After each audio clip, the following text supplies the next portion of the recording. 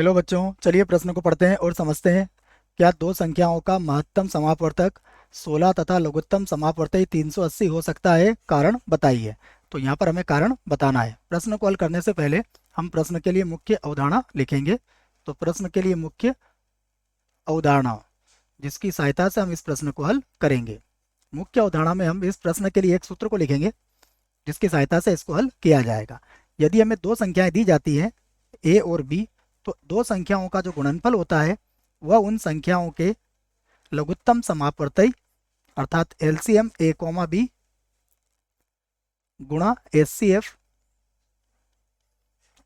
ए comma B के बराबर होगा। तो यहाँ एलसीएम से हमारा तात्पर्य लघुत्तम समापवर्ती से है और एचसीएफ से हमारा तात्पर्य महत्तम समापवर्तक से है। तो इस सूत्र का प्रयोग हम यहाँ पर करने वाले हैं। अब देखिए, हमसे दो संख्याएं कहा गया है, तो हम पहले वो दो संख्याएं मान लेते हैं। तो माना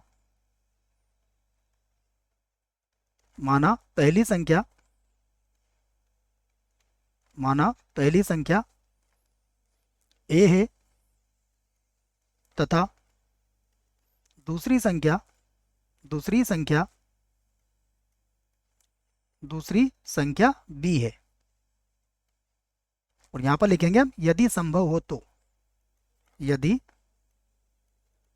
संभव हो तो तो हमने मान लिया है कि यदि संभव हो तो पहली संख्या ए है तथा दूसरी संख्या क्या है, हमारी बी है।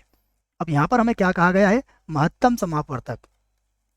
तो इसी बात को हम कहेंगे कि यदि यदि महत्तम समापवर्तक 16 है 16 है तब।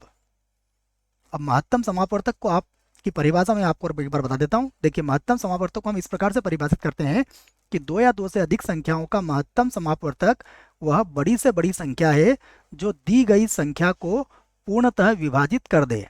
इसका अर्थ हुआ कि जो 16 होगा वो ए और बी को पूर्णतः विभाजित कर देगा। तो हम इसको इस प्रकार से ले सकते हैं कि यदि मस हमारा 16 है तब ए बराबर में मान लेता हूँ 16m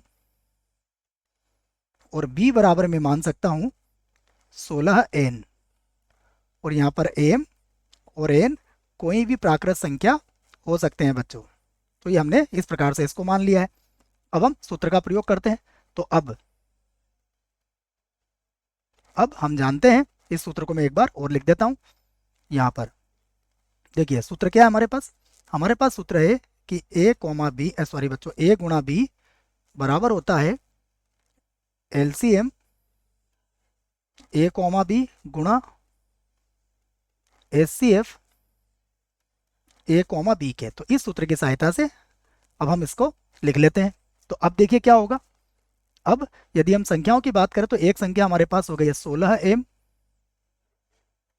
दूसरी संख्या हो जाएगी 16n और बराबर अगर हम देखें तो हमें महत्तम समापवर्तक 16 दिया हुआ है। तो ये तो हो गया 16 और लघुत्तम समापवर्तक 380 दिया हुआ है। तो ये हो जाएगा 380। तो यहाँ पर आप कह सकते हैं कि 16 से 16 तो आप काट सकते हो। तो यहाँ से आ जाएगा हमारे पास एम एन बराबर ये आ जाएगा 380 और बटे में कितना आ जाएगा 16। अब यदि हम इसको 16 से भाग लगाएंगे तो हम ये कहेंगे कि ये जो आएगा यह प्राकृत संख्या हमें नहीं मिलेगा, क्योंकि पूर्णांकों में ये मान हमें नहीं मिल पाएगा। और यदि ये पूर्णांकों में नहीं आएगा तो एम और एन का जो गुणनफल होगा वो भी हमें पूर्णांकों में नहीं मिलेगा। इसका अर्थ क्या हुआ कि एम और एन का यहाँ पर अस्तित्व हमें नहीं मिलेगा। इस आधार पर हम कह सकते हैं कि अतः अतः जिस प्रकार से प्रश्न में कहा गया है कि दो संख्याओं का अतः दो, इसको यहाँ की बजाय बच्चों मैं इसको यहाँ से हटा देता हूँ, हम यहाँ पर जगह कम मिलेगी हमें, तो हम इसको यहाँ से लिख लेते हैं कि अतः अतः संख्याओं अतः दो संख्याओं का मस मस कितना था 16 तथा तथा लस लघुत्तम समापवर्तक कितना दिया था हमें 380 380 होना होना संभव नहीं है। संभव नहीं है, क्योंकि m गुणा n हमारा पूर्णांकों में नहीं आया था। आशा करता हूं बच्चों आपको इस प्रश्न का उत्तर समझ में आया होगा। धन्यवाद।